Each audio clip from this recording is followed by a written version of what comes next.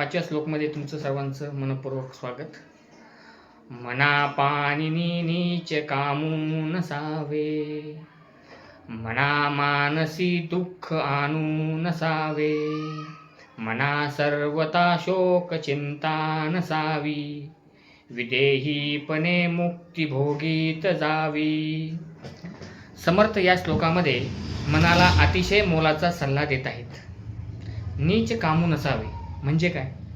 मनात हलके किंवा कोणाचे तरी नुकसान करणारे विचार नसावेत.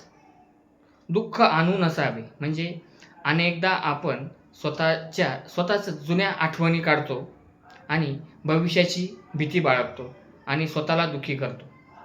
समर्थ म्हणतात, स्वतःहून मनात दुःख ओढून घेऊ नको.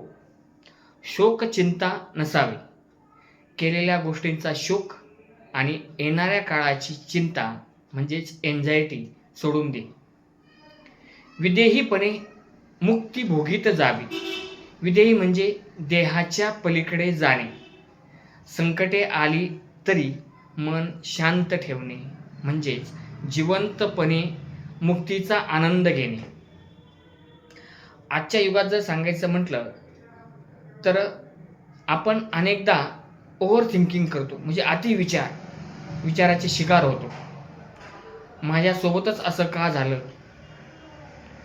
म्हणजे शोक करतो, किंवा उद्या माझं काय होईल म्हणजे काय करतो, चिंता करतो. समजा तुमची एखादी नोकरी गेली किंवा व्यवसायात नुकसान झाले. आता 2 पर्याय आहेत.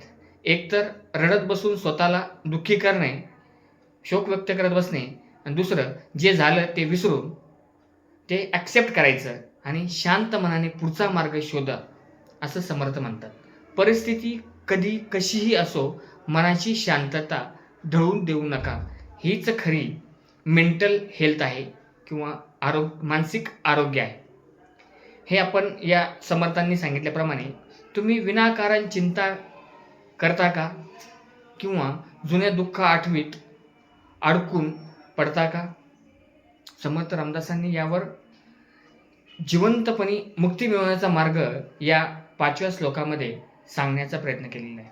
बघा, मना पापिनी नीच कामू नसावे, मना मानसी दुःख आणू नसावे, मना सर्वता शोक चिंता नसावी, विदेहीपणे मुक्ती भोगीत जावी.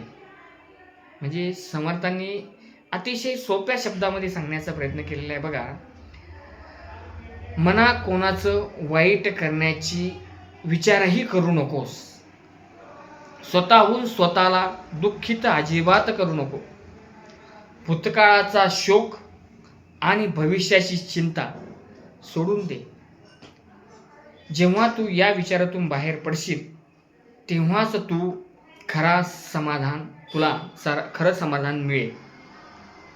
आजच्या जगामध्ये बघा, एन्झायटी, डिप्रेशन वाढण्याचं मुख्य कारण म्हणजे आपण वर्तमानात राहतच नाही. जे आपल्या हातात नाही त्याचा विचार करणं सोडून द्या. मनाला शांत ठेवणे हीच आजच्या काळात सर्वात मोठी उपलब्धी असेल. शेवटी एकच सांगेन, आजपासून एक गोष्ट ठरवा, जे झालं त्याचा शोक करायचा नाही, जे होईल त्याची चिंता सोडून द्या. आणि हा व्हिडिओ तुम्ही अशा मित्राला पाठवा जो खूप विचार करतो म्हणजे ओव्हर थिंकिंग करतो. त्याला हा व्हिडिओ नक्की पाठवा, शेअर करा, कमेंट करा. भेटूया पुढच्या 6व्या श्लोकामध्ये. धन्यवाद.